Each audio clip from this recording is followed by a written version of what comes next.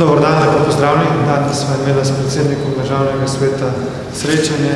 Razprava je bila zelo konstruktivna, pogovarjala smo se čisto o tehničnih stvareh sodelovanja med Državnim svetom in Državnim zborom.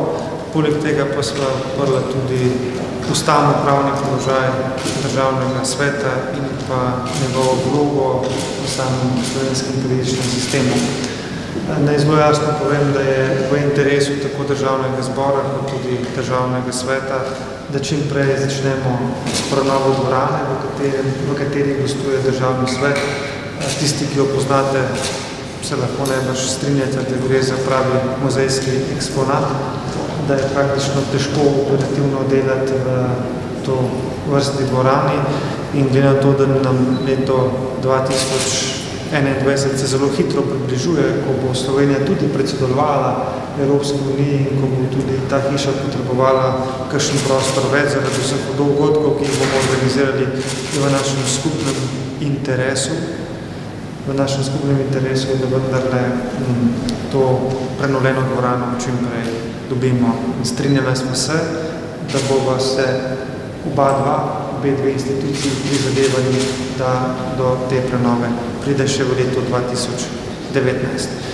Glede samega položaja Državnega sveta, veste, da v tem času je to vprašanje tudi nekoliko bolj napladno, ker tečejo koalicijska pogajanja, ker se je v osnutku koalicijske pogodbe tudi pojavilo vprašanje o morebitni ukinitvi Državnega sveta.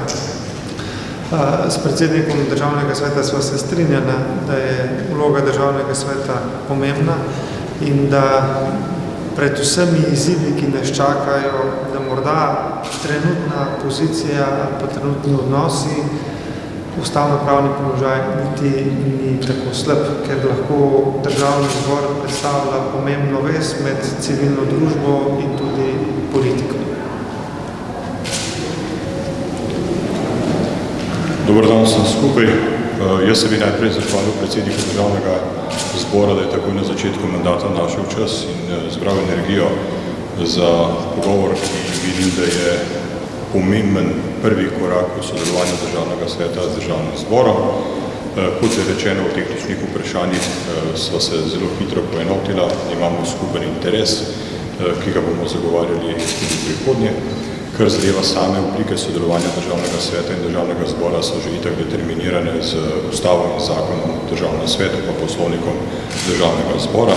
V preteklosti je bilo že tudi nekaj volje po spremembah poslovnika Državnega zbora, kjer bi v organi v sestavi Državnega sveta na mogoče malo drugačen način sodelovali z Državnim zborom, ampak to vprašanje pustimo za prihodnost. Glede same ustavne vloge Državnega sveta sva pa verjetno oba približno enakega mnenja, da so pristojnosti Državnega sveta v obsegu, kot jih ima v tej politični situaciji in tem zgodovinskem trenutku, dokaj primerne. Se pa tudi strinjava s tem, da je Državni svet na nek način potrebno posodobiti oziroma sam način sestave tega organa, volitve državnih svetnikov, je treba vzeti pod drobnogled in v prihodnosti spremeniti.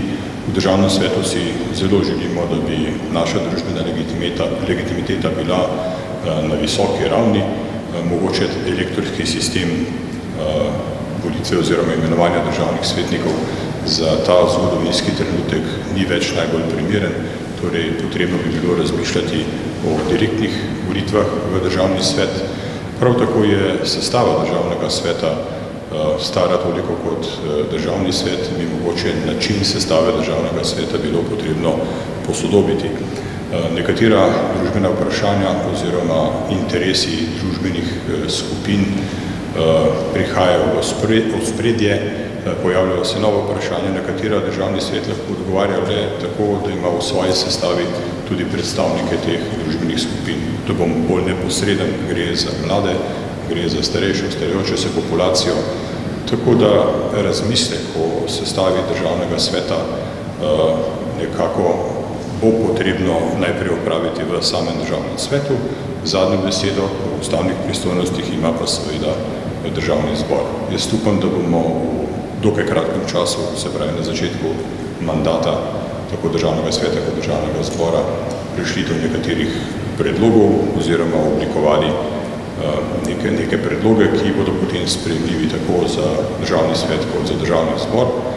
In tu se vas s predsednikom državnega zbora zelo strinjam, da v takšni situaciji, kot je sedaj in nekako v času, ko bomo predsedovali Svetu Evrope v letu 2021, bi bile kakršnekoli korenite spremembe mogoče vprašljive.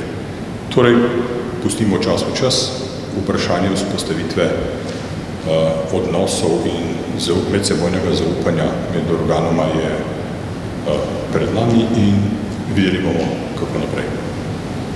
Hvala. Predsednik, še nekaj hvala. Hvala lepo. Vse vam. Hvala.